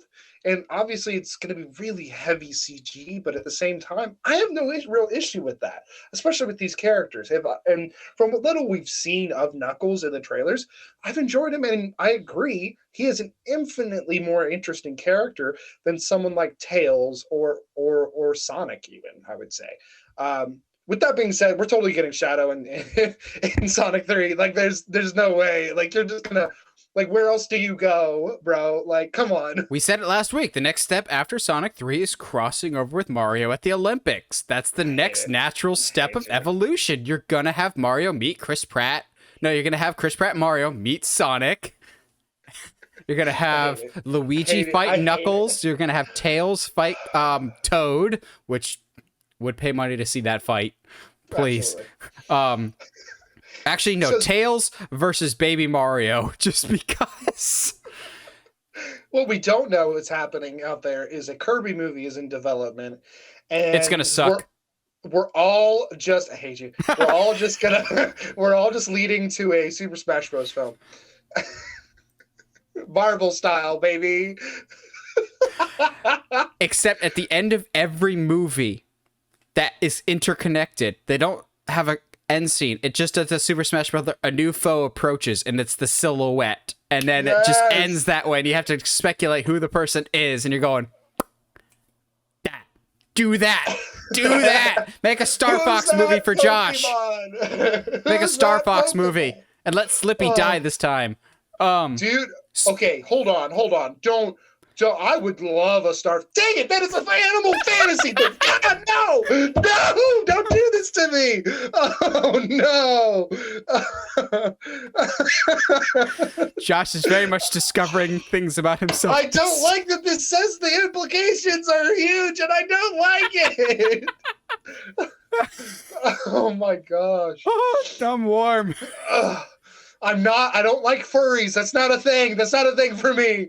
Oh my gosh. When we get to our 200th episode and I clip all the best clips from the show, from the 200 episodes we've done so far, I'll have to make sure that I clip Josh's revelations about himself because this is a very enlightening episode for Josh. I thought this is just going to be a news episode, but this is news for other reasons. So tying everything back in here. Speaking of wanting Slippy to die in a Star Fox movie, because please, if he's going to die, he's going to learn from the best. And by that, I mean Kenny from South Park. Hey, listen to that transition. That was a great segue. South Park is leaving HBO Max, probably for a lot of money, and will be going to Paramount Plus in 2025. Holy crap, that's long-term booking right there. Like, geez. Now, I don't know if that's when the license with HBO Max ends, or if they paid for it after a certain day. I think it does belong to Paramount Plus, I think. Like, Paramount originally. Is Comedy Central a Paramount property? Like a Viacom property? I believe I think that's why. Yeah. Because South Park was a Comedy Central show, right? Yeah, originally. Okay. So yeah, it'll definitely go over there. That's why HBO Max has all that Cartoon Network content. Yes. And then South Park, they didn't say anything about it this time, but they've said in previous ones that they plan to have a bunch more seasons of South Park as well as some movies. And I'm going, okay. South Park is that thing that everyone just goes, oh yeah. That's still going? South Park is like wrestling. People go, oh yeah, I used to watch that. That's still going? Okay. Yeah. Like, and to its credit, it was like season 9 or 10 was actually pretty good. So which is crazy that I'm a person that knows that. I don't know why. Are there animals on South Park? There's not animals on. Well, there are animals. That's not the point. But there's no animals in A Quiet Place. They're all dead and got eaten because they don't know how to be quiet. That's a hard segue into A Quiet Place Part 3, which is coming 2025. But they said that this is separate from the Quiet Place spinoff that's also coming. I couldn't remember if this was the one that they said was directed by the guy that did Pig, or if the guy that directed Pig is doing the spinoff movie that I'm sure will come in between. I would imagine if it says A Quiet Place Part 3, it'll still follow the Abbott family. If it wasn't, they would just call it something else, like, I don't know, Survival, A Quiet Story, like some form of other family. I'd imagine if you're titling it that specific way, that it'll be a continuation. John Krasinski has said he's not interested in directing another one, but he will continue to write them. So I I didn't love the second one as much as the first one, just because the first one is so well done. And maybe I would like to see what another director would do with it besides just a spin-off movie. So I'm excited about this. I think A Quiet Place absolutely could be a huge franchise for them going forward. It's one of those like rare like Knives Out of like a new IP that's like, oh wow, originality and good storytelling. What a novel concept. Something that used to know what originality and clever storytelling was. Just kidding, it never did. But something it wishes it was Transformers. God, we can't just let this franchise die. So I think the most disappointing thing is this confirms that they're not doing anything with Bumblebee. Yeah, it confirms Bumblebee's in its own separate non-canon universe now. Which is really unfortunate because like that actually made me feel something. It was like the first Transformers movie. I was like, the first Transformers isn't bad. I enjoy it. Yeah, the first one's good for what it is. Yeah, but nowhere near as good as Bumblebee. What's interesting to me, dang it, is that this one, the at least one of the films is called Rise of the Beast. Yeah, that's the new one that's going to basically be the first of the new timeline. Which has Beast Wars vibes. That's exactly what they're going for. Which was my favorite version of the Transformers. Gosh, this is not like I didn't realize I liked Fantasy Beasts so much, but like Beast Wars is because they're cool. Like it was so much cooler to see a cheetah turn into a robot than it was a 18-wheelers turn into a robot. Like that's not as interesting. Granted, which toy would you rather have? Because that's all it comes down to at the end of the day. Exactly. It's the part of the Transformers universe that hasn't been touched yet. With that being said, though, and I'm curious on how they're gonna do this. But Earthspark kind of sounds interesting. So for those that don't know, the animated show that Paramount is coming out with, it will be called Transformers Earthspark. It's basically about something happens between the Decepticons and the Autobots, and a new race of Transformers is created, and we follow them in this story. So it'll be a new race of Transformers that gets interjected into this battle that has been eons going between two sides, and now all of a sudden there's a new side, that's kind of interesting to me as far as Transformers, which is very like two-dimensional in its storytelling. That it interests me in that at least it seems like Paramount is trying to do something different and not just like, all right, we'll just bring the Allspark in and Bayhem. Cybertron. Yeah, let's go to Cybertron. Like, come on, man. I at least have a little tiny bit of optimism for Transformers Rise of the Beast because it's directed by Stephen Caple Jr., who did Creed 2, which I absolutely loved. That being said, I am still very much bitter that they just completely threw the baby out with the bathwater with Bumblebee, because that honestly is the best in the entire franchise. It's amazing what happens when you basically just lift all of Iron Giant for your movie and just do modern special effects, because it is just an Iron Giant movie. Yep. But like, I don't know. I want to be excited, but I couldn't be excited for this like I couldn't be excited for Bumblebee. Even though I loved Bumblebee, I couldn't get excited for Bumblebee because we've been down this road so many times with Transformers. Transformers, it's always the exact same thing ever since the sequel, because I like the first Transformers too. It always goes, oh, wow, that trailer looks awesome. Let's see it. God, that movie sucked. I don't think I could watch another one of those. Another Transformers comes out.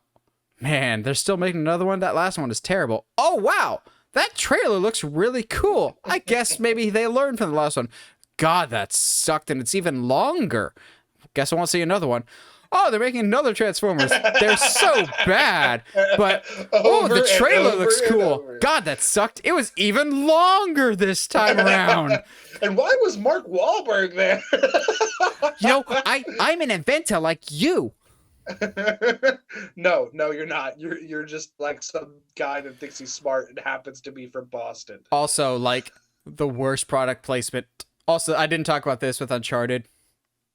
Uncharted has some of the worst product placement. It's not Power Rangers 2017 Krispy Kreme levels of bad, but there's a whole-on fight. Tell me, if you are in Barcelona and you go looking for a pizza place, why are you going to a freaking Papa John's? That's not even the best American pizza, let alone pizza in Barcelona. Like, they have a big old fight scene in a Papa John's. I'm going, wait, there's sit-down dining in a Papa John's? Since when? Bro.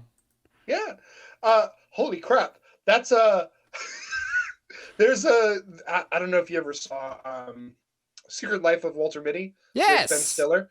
There's literally a whole story point built around a sit-down restaurant of Papa John's that he used to work at. That's an odd memory that just popped in. But yeah. Beast Wars. The Beast Wars. The show, if you want information about Beast Wars, don't go watch the show. It is when they made it when CGI animation was I remember that. Not attractive to look at. It was one of those, like, you watched it because the concept was interesting, but like it was in its own way very horrifying to watch. For those 90s and 2000s kids, the CGI in this looks a lot like, and I'm going to crawl into your brain and pull out a very deep recessed memory. Y'all remember that music video for I'm blue and dabba dee ba doo ba doo ba doo dee ba doo? It looks exactly like the blue guys from that music video. Like, the CGI looks about that good on the original Beast Wars, if I remember correctly. Like, doesn't look particularly good. No. But something that is good, and I mean this with 100% sincerity. The thing that got me by far the most excited to going, shut up and take all of my money, why aren't you putting this in theaters, is Blue's Big Adventure. Dude, let's go! Blue's Clues. I'm so stoked. Blue's Clues is getting a full feature-length movie, but in case that wasn't a big enough deal for all of you, this is a threat, a massive Avengers-level threat for Blue, that they're going to need all the help they can get. They have Josh. They have Joe. And most importantly, they have Tobey Maguire in Steve. It's literally just Spider-Man No Way Home of all the Blue's Clues hosts together, helping Blue and maybe Magenta. She just seems conspicuously absent. If I would love, oh my gosh, yes, bring if it was me, we're getting amped for like a children's movie. I don't care. If it was me, I would do like Follow That Bird, except Magenta has gone missing, and they need to go track down clues to find where Magenta went. And maybe the whole time Magenta has been planning a surprise birthday party for Blue and leaving clues, and like the other three guys are in on it type of thing. I'm too invested in Blue's Clues, man. I love the idea of the all three hosts getting together, and to their credit, seeing all three of them on screen recently in their colors, in the proper outfits, all looked really good. Everybody like gelled pretty well together, and maybe there's definitely some nostalgia factors, going into that. Oh, dude, when Steve did that video message when he's just like, I haven't seen you in a while, my friend. I know life's been tough, but look at you. You're making it. And he does the thank you, the sign language that you're just like, I have been doing well. Thank you, Steve. You abandoned me, but thank you for coming back. Oh, dude. And also, like, they all have their own different styles. Like, yeah. Joe literally is the Andrew Garfield of the Blue's Clues universe. He replaced the beloved icon that everyone loved, and people are really divisive whether they like Joe or not. He's Andrew Garfield. But they all introduce their own little flavor, so I'm really excited to see them play off each other, and this is the most excited I've been for a Paramount movie probably ever. It's crazy, though, and like, you're He's right, going though, to about Broadway, Joe. Man! Dude, what's so interesting is I think Steve is married to the Comfy Couch Girl. No, that is not a true thing. I had to look that up too, because no, I'm pretty sure. Look it up. It's not 100%. True. He's not married. Will look it up. He's not married. Period. Steve is not married, because I remember somebody, one of my Facebook friends shared it. I'm just like, that's not true. and I hate when people share inaccurate articles on Facebook. I didn't like fully rant on it, but Steve is not married at all. Mm-hmm. Gosh, he looks like how I'm gonna look in a few years. This is not okay. In a few years? I hate you. Except you have a beard. That is true. He looks like he could grow one, though. He also is significantly scrawnier. True. He looks like as much as I love Steve, he's like the live action version of Caillou. I didn't need that put in my head, and I wish you hadn't done that.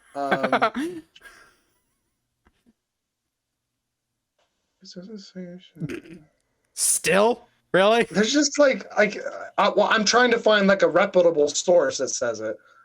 Those two bring... You know what? I don't need. Okay, dang it, you're right. It's like there's literally a Google question that says, "Did he marry the comfy couch girl?" No, it's an article by thefocus.news that says no, he did not. No, Steve married a banana in a pajama. Which, where's my Bananas and Pajamas movie? I will watch that. Blue's Clues meets Bananas and Pajamas meets Little Bear meets Franklin. It's the Avengers level crossover that I need. Because please, I was deprived of that. Unfortunately, only with a little bit of lamb chop thrown thrown in there. No, lamb chop needs to stay dead. That is a horrifying series. Yeah, lamb chop is kind of scarier than I remember it as a kid. Yeah. What that Google search told me is that Lunetta is single, and that's all I needed to know. Yeah, Josh is like, okay, so you didn't end up with Steve. You want the you want the Costco version of Steve? Oh man! All right, so anyway, this episode has just gone off the rails. No, this is off the rails, bro. So I'm gonna bring it in. You got it. All right, here we go. So we're lost in the woods. I'm gonna throw it out. All right, so like Sonic, in that it's getting a third movie before the second one even comes out. Halo has already been renewed for a second season. Oh, before the premiere of the first episode, which is crazy to me. Not where I thought we were going with that, but okay. Also, yeah, it works. We saw some James. That was a great segue.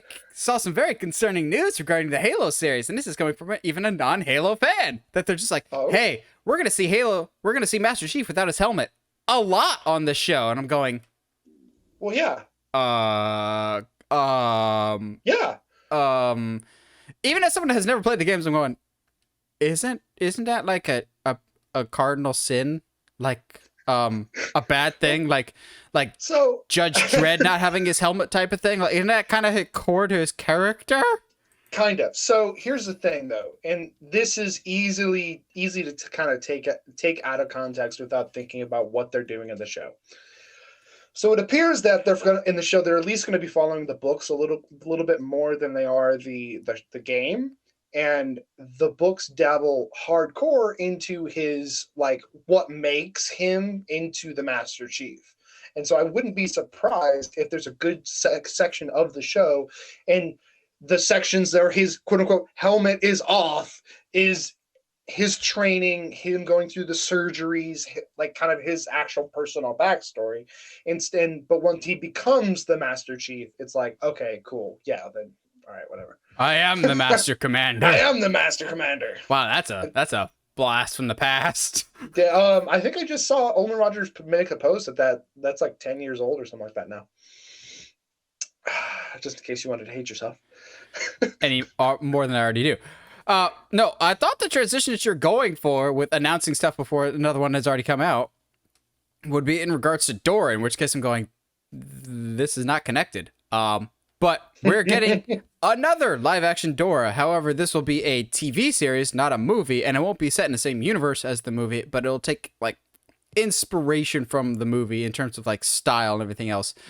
I'm genuinely pissed that we haven't gotten word of a Dora sequel yet, because Dora and the Lost City should not be as good as it is. It's a better Uncharted movie than the actual Uncharted movie, because there's adventure and characters worth getting invested in, and it still pays respect to its source material correctly.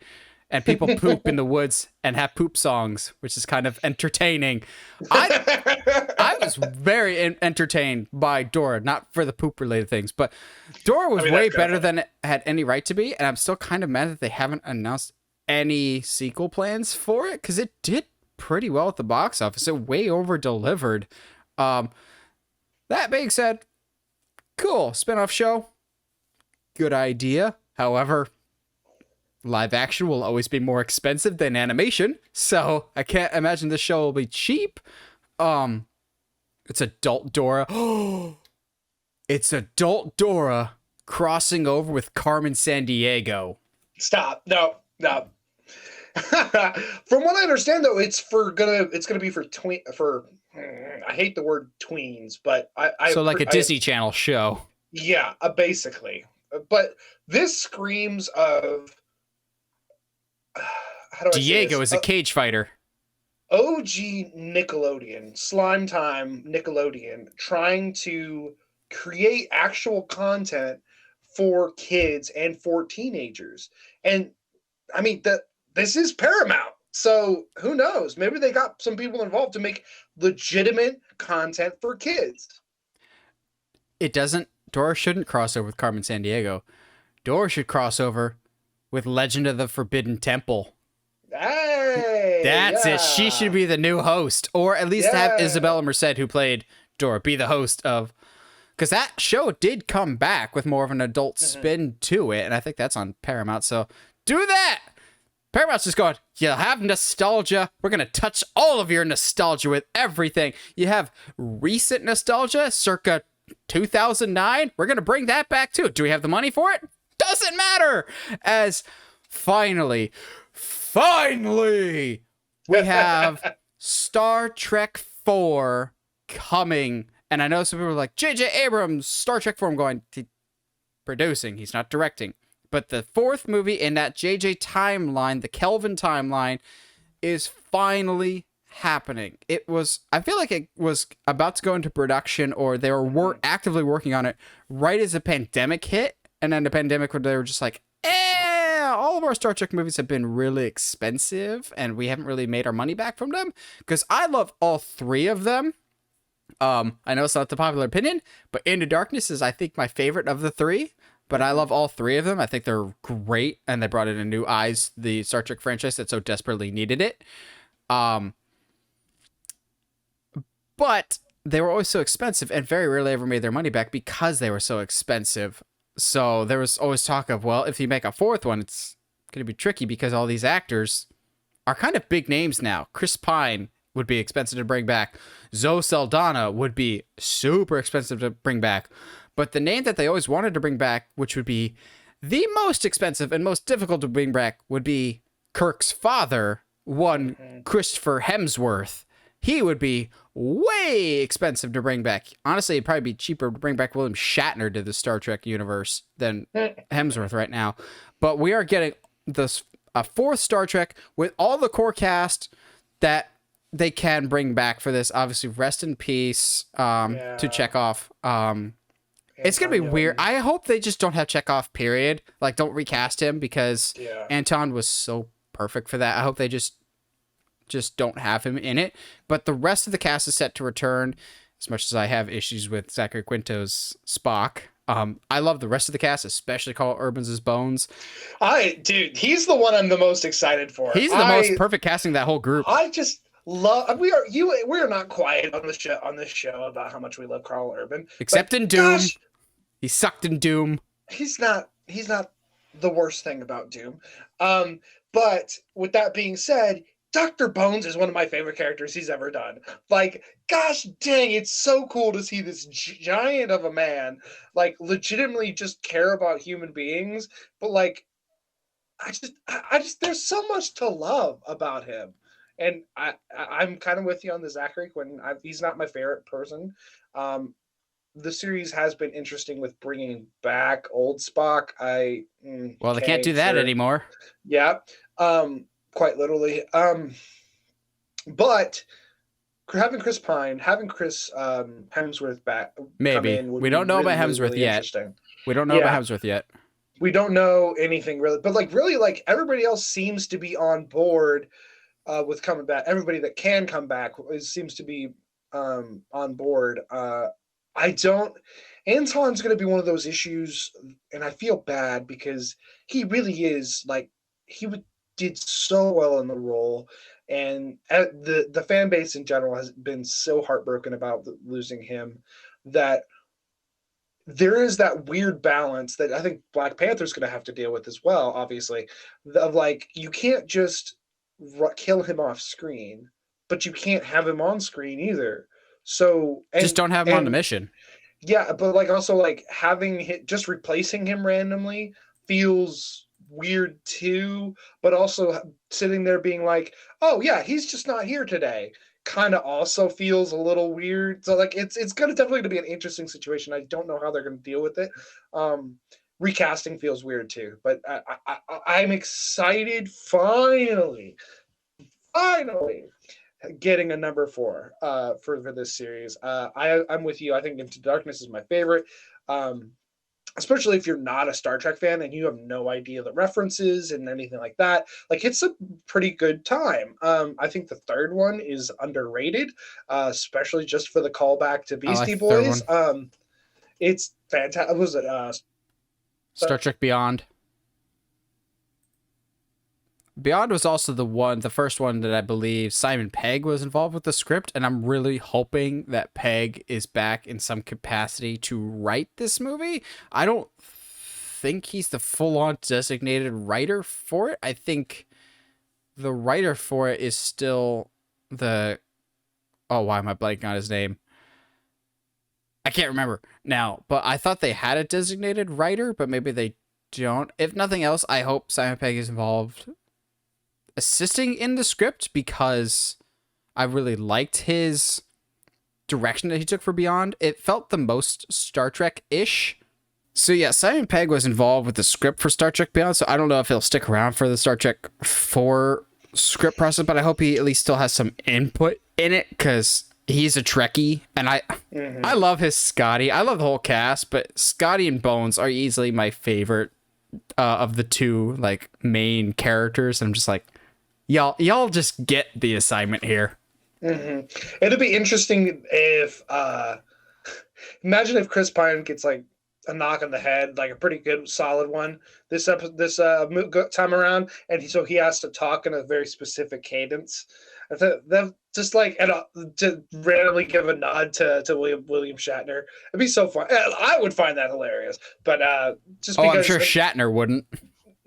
Because he seems to think he doesn't talk like that. His interviews are always entertaining.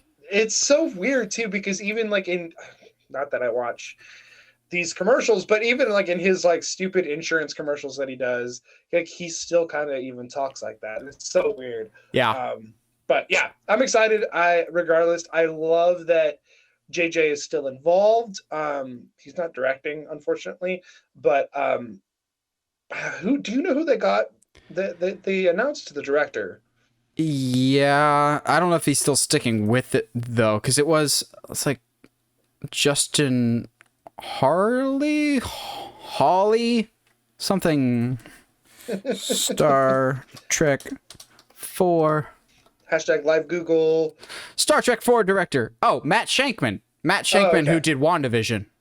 Oh, okay. Okay. I don't hold that against him. That will be well, and like that's the thing. It's like WandaVision in its whole is not a bad time. Like it's a pretty well done film. Obviously, it's got its flaws. Yeah, same thing.